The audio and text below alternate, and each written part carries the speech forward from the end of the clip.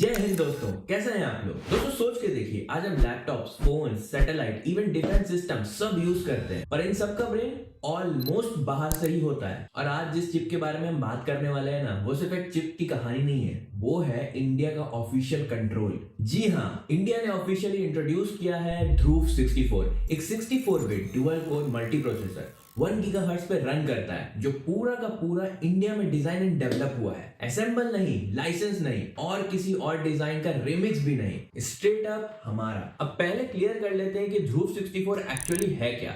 ये processor CDAC ने develop किया है अंडर इंडिया के microprocessor development programme MeitY के सपोर्ट के साथ। और सबसे इंपॉर्टेंट चीज, ये चिप RISC-V आर्किटेक्चर पर बेस्ड है। मतलब सिंपली ARM को रॉयल्टी नहीं, x86 का परमिशन नहीं, किसी फॉरेन कंपनी का रिमोट कंट्रोल नहीं, आर्किटेक्चर का पूरा कंट्रोल इंडिया के हाथ में। और प्रोसेसर सिर्फ परफॉर्मेंस का टॉपिक नहीं होता, ट्रस्ट का सेंटर होता है। Defence system, telecom networks, power grids, medical devices, satellites, इन सब के बीच में एक ही चीज होती है, CPU।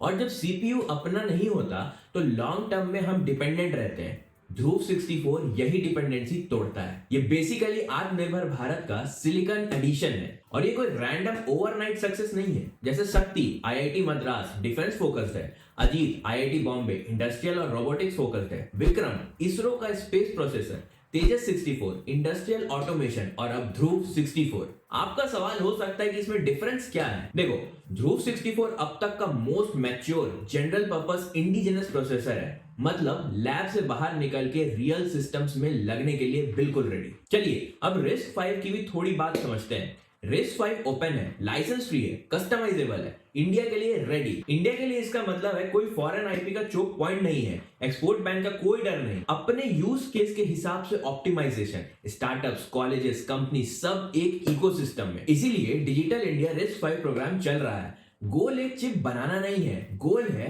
प्रोसेसर फैमिलीज बनाना। और सीडैक ऑलरेडी बोल चुका है, नेक्स्ट चिप धनुष और धनुष प्लस पाइपलाइन में है। अब दोस्तों यहाँ पे एक अंडररेटेड एंगल है। इंडिया के पास दुनिया के 20% के आसपास चिप डिजाइन इंजीनियर्स हैं, टैलेंट है, ब्रेन है, बस एक चीज की मिसिंग थी, अपना सिलिकॉन।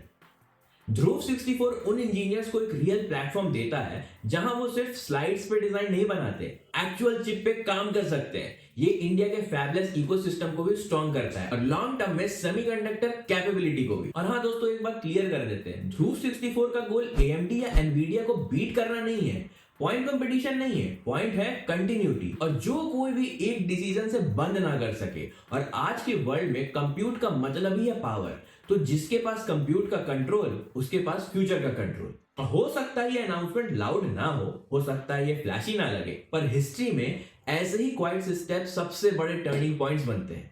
आपको क्या लगता है, इंडिया का अपना प्रोसेसर इकोसिस्टम फ्यूचर में कितना इंपैक्ट डालेगा? कमेंट में बताओ। एंड हाँ, आप जानते हो कि क्या करना है दोस्तों, सब्सक्राइब बटन दबा दो। आपका सब्सक्राइब मेरे लिए एक बहुत बड़ा मोटिवेशन होता है। मिलते हैं नेक्स्ट वीडियो में। Till then keep exploring the world of take.